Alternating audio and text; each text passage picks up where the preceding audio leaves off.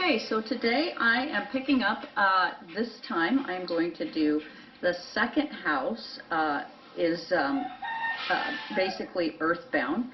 We're going to talk about a moon in Aries, but now in the second house. What might that look like? Well, in the second house, it is a yang energy, okay?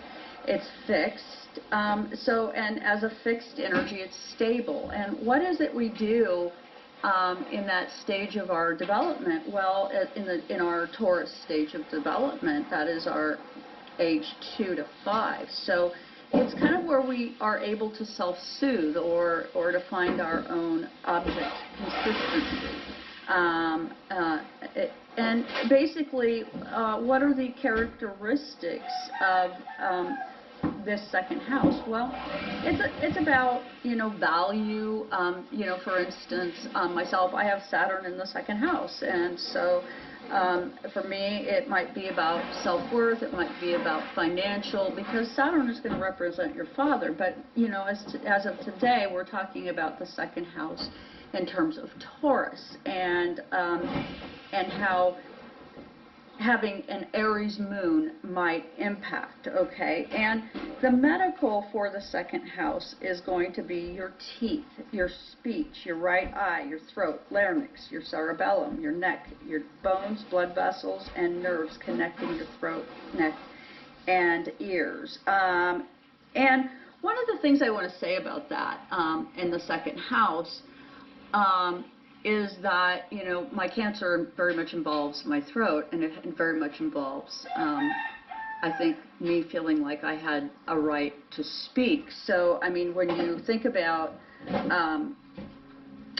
houses, and then you can relate them to issues that are very relevant to you, and then recognize that you have some medical issues to go with it. It's a kind of a curious reality, and of course that's astrology is just a beautiful tool for this. But what are we looking for? Well, in the second house, it's going to be goal-oriented. I mean, it's about accumulation. Their characteristics are they're intelligent, they seek, they're diligent, they're dedicated, there's stubbornness, okay? There's dependability. They have a work ethic, they accumulate, they like to create things. And this is an earth-based energy. And it's yang, okay? So where does the Aries moon come into it? Well, the Aries moon is Aries ruled by Mars, okay? If you have some Aries moon energy in the second house, how might that, say for instance, I had a discussion recently with my sister. My father has an Aries moon. I have an Aries moon. My mother has an Aries moon. So, it's just a string of Aries moons in my family. And, and it's a rather, disheartening reality because, hurt people, okay?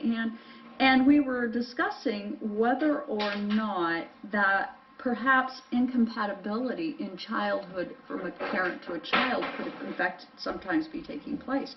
And I think that in this case, yes, I think that to be an Aries moon in a second house placement could be really troubling. And why? Well, the Aries moon is going to be fire energy. That would be one reason. And the second house is an earth-based energy. So, you end up with these differences in the way people relate, okay? But an Aries moon in the second house, what kind of things might you see later on in life? Well, they're going to be kind of hungry. They're going to go after things in a strong and confident way when it comes to making money and gathering things up to them. Love, objects, money, it all kind of goes together. They have a strong need to act, to roll up their sleeves. They have a strong work ethic, get things done. But keep in mind, now this is in a yin environment where that go could be, less than acceptable, on a subtle and subconscious level. And, so sometimes what may be occurring, in homes where parent and child just really have an exhaustively difficult relationship, which I think my father with his mom. I mean, he carries on about how she was, and yet he's got 4 sisters who have a completely different version of events. Yet he's an Aries Moon, which would be consistent with what happens to us. I'm an Aries Moon as well, so yeah, I can understand. This kind of energy, it can create a lot of steam and emotional conflict. Okay, so I mean, I'm not saying that in every case, but keep in mind that the second house energy is more, a kind of, this is my blankie, this is my stuffed toy, just, I mean, in a developmental process, or, I'm safe because I have a house. I'm safe because, my needs are being met. It kind of gets back into that. But it also has to do with how we accumulate, okay? And some of the things that can go wrong for an Aries Moon is, say, they've grown up in, or not, yeah, an Aries Moon in the second house. They've grown up in a home where, maybe things were quiet. Maybe parents didn't really act out very much, or one did and the other didn't. For the Aries Moon, we tend to be short bursts of energy, right? We tend to cardinal. We want to send it out and make our position known. And 5 minutes later, we're completely over it and forgot about it, unless, of course, you irritate us. And then we might get a little bit impatient with you. That's kind of an Aries Moon reality. Okay? But an Aries Moon, one of the less than functional things that could happen, and I know it happens for me, is that when there is conflict, I'm almost nervous to the point of uncomfortable. I want to fix it. And that's codependent. That's not, I can't, just because I feel something doesn't mean I need to stand by and be at the ready to go to war with something if I feel like my friends or neighbors or family are being injured. And this is kind of new to me, and I'm, grateful for astrology for this. But, this second house, just kind of let that kind of seep in, that because of what it is, it's about safety, right? It's about a house and a home and a white picket fence. It's not really about aggressive, fiery energy. But when you're an Aries Moon and you're in the second house, there's some Aries, that's going to be some fiery energy. So it's going to be somewhat mismatched. Okay, and also second house energy has some other issues that I kind of want to talk about, because just being aware of life, you see things, right? Archetypes. People who are kind of borderline, or have personality disorder, where, how they soothe themselves is hoarding or some other object-based kind of process. That would be second house, so you're dealing with this on the one hand where there's a lot of maybe potential personality room for error in development, and of course, if you spend any time at all reading pathology, you'll understand we all have it. Not one of us are free from pathology. So, the Aries Moon in there, in the second house, and basically it's going to be just opposite of the 8th house, which is sex, death, and rock and roll. And in a chart, when you have oppositions, there's this balancing act, right? Do I go quiet and defend my people, or do I strike out and be about sex, death, and rock and roll, and tell my story and get my point across?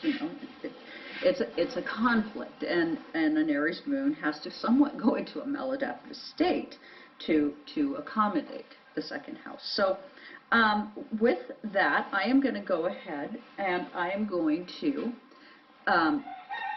bring out my Crow Tarot, and we will just go ahead and bring this over and knock previous memory out out of it, 3 taps times 3, and I'm going to go ahead and put my camera down. And as you can see, my lighting is better today. Basically, I'm going to go ahead and shuffle. We got one of those ring lights so that I can actually do this correctly. I had other kinds of lights, but this ring light is quite a bit better for me. So, you know, life is a day at a time, isn't it? And it's a constant learning process. This is shuffle 2. And then I'm going to put that over here because that won't be being used. And here comes shuffle 3. These cards are a little bigger than just a regular, I mean, just a tiny bit, or my hands think they are or something, I don't know. But anyway, this is I always have trouble shuffling this deck, and you know, and I don't want to damage my cards. I mean, this is kind of my my deal is to have these lovely cards. Okay, so I'm going to spread. I'm going to put the camera, when I already put it down. Okay, I'm going to spread these out. My memory is getting better. When you get sick like I am, one of the things that happens, let's see, 1, 2, 3, 4, 5. You have a lot of brain symptoms. You know, it affects your memory in funny ways. So if you ever find yourself just really having trouble remembering things, you know, just keep in mind, you know, that your body might be trying to tell you something. So just if you ever, that was one of my first symptoms when I got sick, and it took me a while to get in to see the doctor. Unfortunately, that was a thing I just wasn't really responsible about. So, okay, and here's 2. And, you know, I think we all have that energy where, you know, I don't want to go to the doctor and hear bad news, so I'm just not going to go. Okay, so where it starts out, you know, 7 of cups, you know, so we're looking at this, and we're just simply asking, what kind of things might we see of an Aries moon?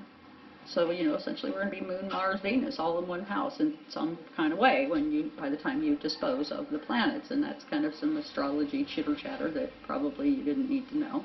But it's relevant. It's all relevant, okay? Opposite Pluto, you know, it is all relevant. It makes its fight, okay?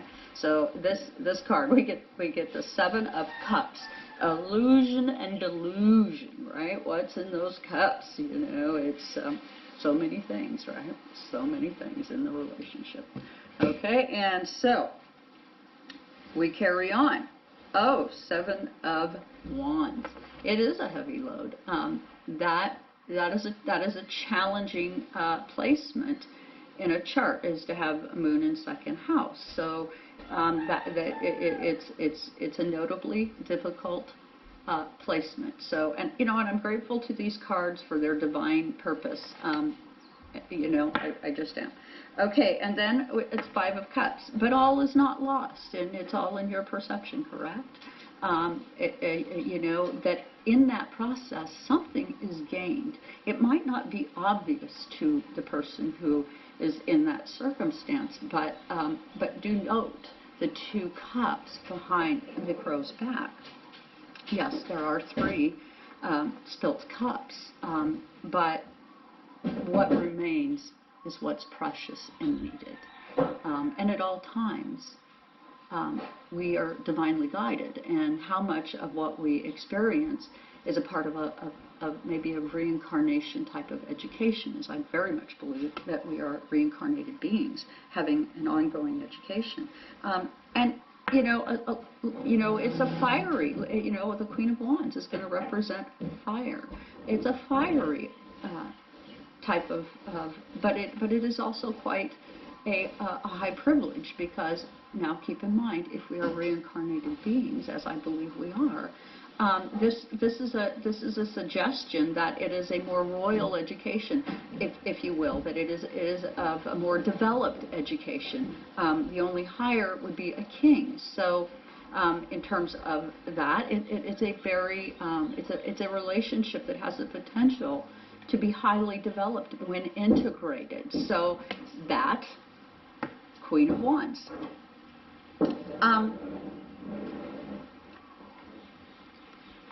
It's it's one of these kinds of things where oftentimes we live in judgment, and as I said earlier, and I find that card curious, as I had said before, that for me, I have Saturn in the second house, and I honestly have felt very judged, low self-esteem, the issues with just knowing that I'm more than a female that cooks and cleans and takes care of other people. That's been a difficult journey for me, and and I've learned recently that when I was growing up, that my brother, I always wanted to do ice dancing, and my brother was always in ice hockey, and I always was, my feelings were always really hurt. Why wasn't I able to have ice dancing lessons? And I would, dance in between the Zambonis and different things. And my family's basically Canadian. You grow up on the ice. That's where you live. So, and we lived in the States, but we had a lot of ice skating time.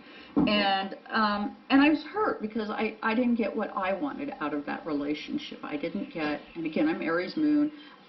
My son is in Cancer, so I can be kind of a sensitive soul. I can just be real funny. So, judgment. What is that? Well, that's a relationship type of energy, right? We have relationships. It's one that is difficult and is judgmental in some ways, and that's interesting. That is interesting. Okay, and then the final card is a Five of Wands. That kind of that competition. Okay, and would an Aries Moon be competitive? Yes, it would. Aries, you think about that. The Aries ruled by Mars is going to have that warrior kind of position to it. So, yes, with that we have some competition going on,